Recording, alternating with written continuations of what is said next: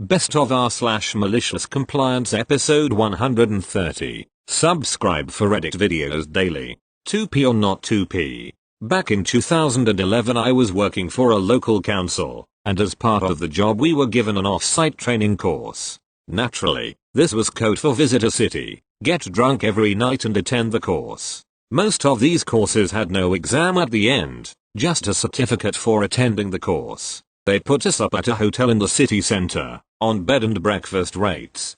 The expenses policy stated that we were to get a maximum of £10 for lunch and a maximum of £11.73 for evening meal.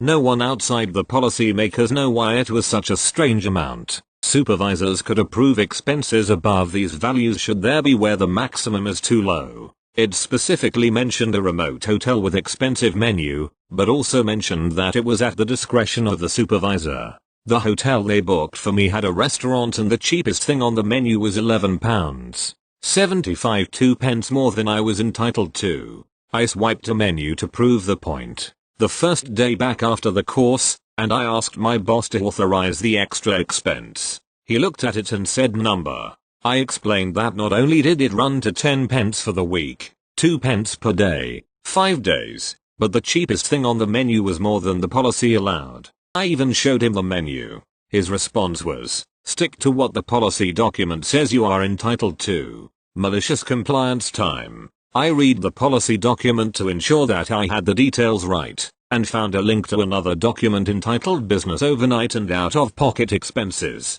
This document was additional to the training expenses document, and section 1 of this document stated that it can be used in conjunction with the training expenses policy. I sat down and worked out what I was owed. In addition to the standard meal allowances of £21.73 daily, there was also an extra £28 daily I was entitled to. Also, because I had to travel on a Sunday, I was entitled to the travel time as overtime, double pay for a Sunday, as the return train arrived back home after 8 p.m. on the Friday, more than 3 hours past my standard finish time. The Friday was also classed as an overnight. In all, I paid out nearly £110 for meals during the week, but because of my supervisor's reluctance to pay an additional 10 pence, I claimed for around the £300 mark with 7 hours of overtime pay for an extra £182. After explaining it to the head of IT, who wondered why my expenses were so high, he grudgingly signed it off.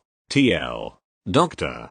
Supervisor won't approve an additional 2 pence per day for meals. Instead I claim for an extra £370 that I didn't realize I was entitled to. Note, most of the claimable expenses didn't require a receipt. Internet access, telephone allowance, away from family allowance, and several others were allowances. Cash given if you met the criteria. I had receipts for all my meals, as they needed them. Thank you. Next. More hotel expenses compliance.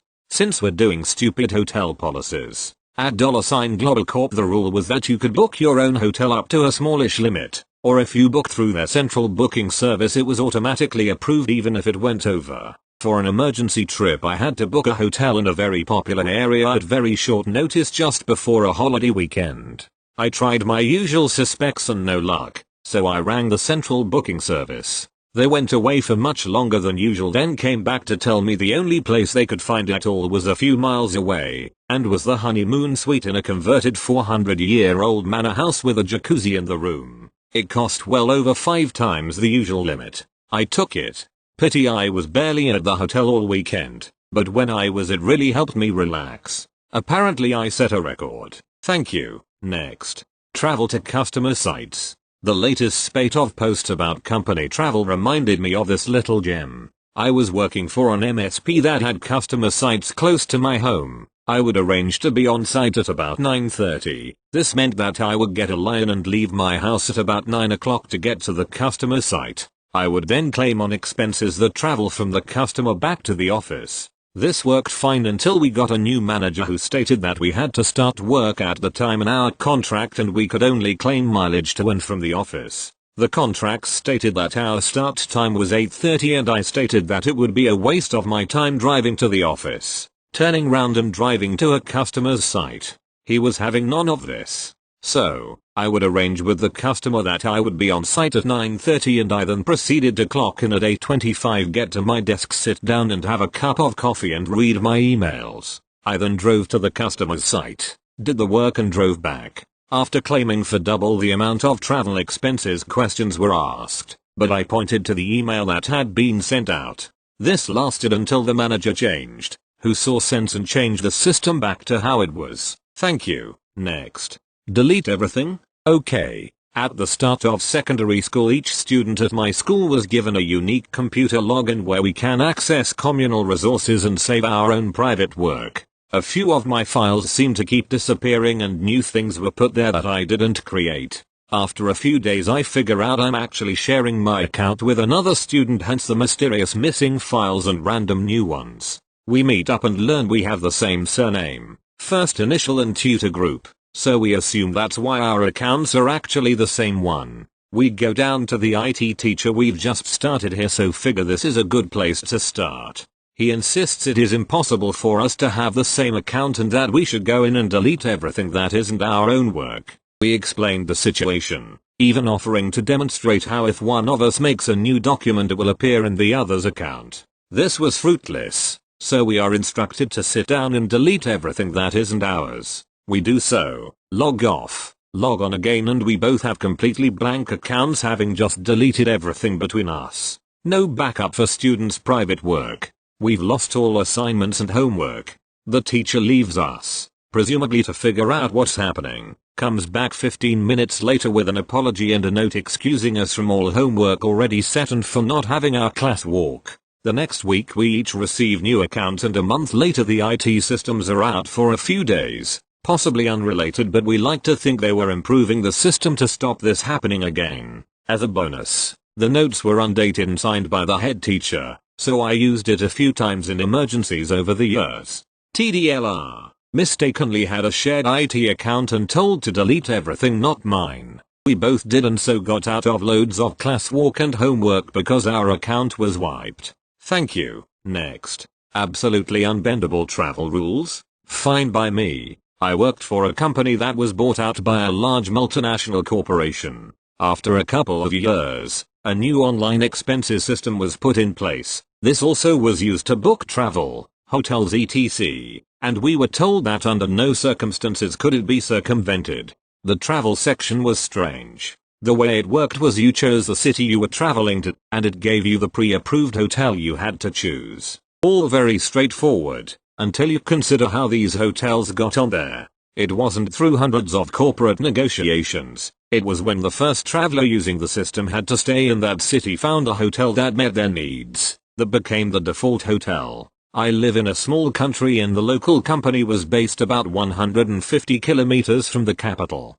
The only people who'd used the system to stay in my country were the senior VPs who'd worked on the takeover, and when they returned to the capital to fly home usually spent a few vacation days there. I was asked to go on a training course run by a company in the capital, and being a lowly prole would have expected a Travelodge or similar, but the only choice available to me was the 5-star Intercontinental Hotel, where breakfast starts at €50 and the rooms are eye-watering. I checked with the scheme admin, and she laughed as she read me the rules. Under no circumstances could the system be circumvented. The course was over 2 weeks, and at month end my expenses were submitted. Nearly $6,000 in hotel bills, plus food and mileage. My boss, in a different country, was almost in tears when he called me about this because he knew this compliance to the rules meant he'd have to explain this to his boss. Oddly enough, some other hotels were added soon after.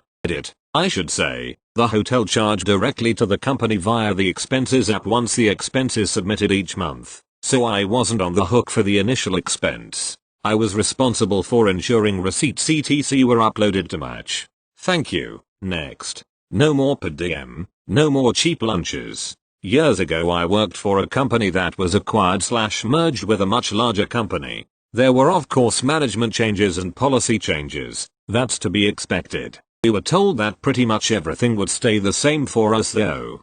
Health benefits, mileage reimbursement, travel expenses, etc. Well, almost everything made the cut except for per diem. Per diem was easy with the old company. If you spent the night in a city, Accounting looked up the XR per diem rate for that city and you got reimbursed automatically. All you had to do was present a copy of your hotel receipt, which you had anyway for expense purposes. Per diem for meals, incidentals, and entertainment, MI&E, normally works out to $45.55/day, which is supposed to cover pretty much everything except car rental, fuel, and major project expenses.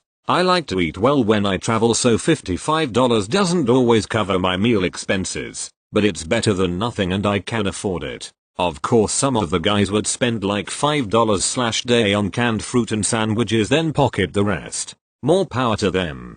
During the meeting where they announced the merger, they mentioned that per diem is ending and that all expenses will now be reimbursed directly, meaning that we have to submit receipts for everything that we want to be reimbursed for. This is a huge hassle, especially on long projects with a lot of expenses. It irritated me enough that I asked one of the VPs about it during lunch.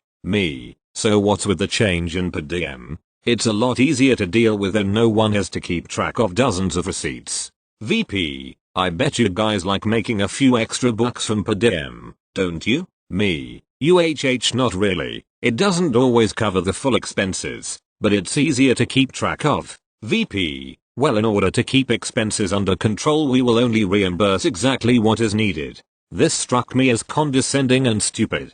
The guys this affected were making $75,000, $125,000 plus a year. So it's not like we were seriously padding our paychecks with an extra $20.40/day for per diem. It also meant expenses took an extra hour per week because of dealing with receipts. Of course I put that hour on my timesheet as overhead. As part of the stupid policy change, they didn't ask for itemized receipts, just the signed copy, and the limits for meals were quite high. $15 breakfast, $25 lunch, $45 dinner. Looks like I'm about to start eating really well. I normally skipped breakfast because it upsets my stomach if I eat early, but not anymore. If there wasn't a restaurant where I could blow $15 on a healthy meal, I would at least pick up a couple energy drinks and a box of breakfast bars, even if I wasn't going to consume them right away. No more Whataburger or Wendy's for lunch unless I was in a hurry. Now I'm going to Chili's, Fridays, or any other place where I can spend close to $25 for a decent lunch. Same for dinner. $45 pays for a decent steak and a beer at Texas Roadhouse or Outback. Or I could just sit at a bar, order chips and salsa, then drink $35 of beer and liquor. They didn't ask for itemized receipts so they would never know. Now they're paying out close to $85/day just for meals, plus dry cleaning and whatever else I had to buy while traveling. Not to mention the hour or two I have to waste submitting receipts every week. Thank you. Next. Mandatory drug test. Back in 2012 I worked as a medic for the largest medic service in Louisiana as a remote paramedic on a drilling rig. I live in Panama City Beach, FL. I was hired on in 2007 and was chosen at random several times a year for a drug test. Every time I was chosen I was either at work or on training, so it was not a big deal. Enter 2012. I had just returned home on the Thursday before Memorial Day from a 2-week stint on the rig in the Gulf of Mexico. I got a phone call around 4 p.m. on Friday saying I had 24 hours to complete a drug test. I was by the pool and a 6-pack in when I got the call. I asked where I needed to go to pee in a cup. My options were Jacksonville, Atlanta, or New Orleans. There were no other authorized places to accept my exceptional urine. And I had 24 hours. I called up a few friends and they decided New Orleans would be the best spot to spend Memorial Day. To follow all the compliance, we left PCB, drove to NOLA, partied all night, booked the only hotel we could find, ate at really expensive restaurants, peed in a cup, then went back to the French QTR, stayed one more night and drove home on Sunday. I turned in my expense report as follows: 400 miles travel expense one way, $220 one meal in NOLA for Friday night, $50. $50 was the most we were allowed per meal. One night in the French QTR, $299 breakfast, Lunch and dinner $150 one night in French QTR $349 breakfast $50 400 miles home $220 lunch 50 16 hours billed as overtime at 40 per hour $640 total billed $1,948. My supervisor probably shut himself, but I got paid, and now there are more authorized places to piss in a cup, and until my departure from them in 2014. I never was selected again for a random test.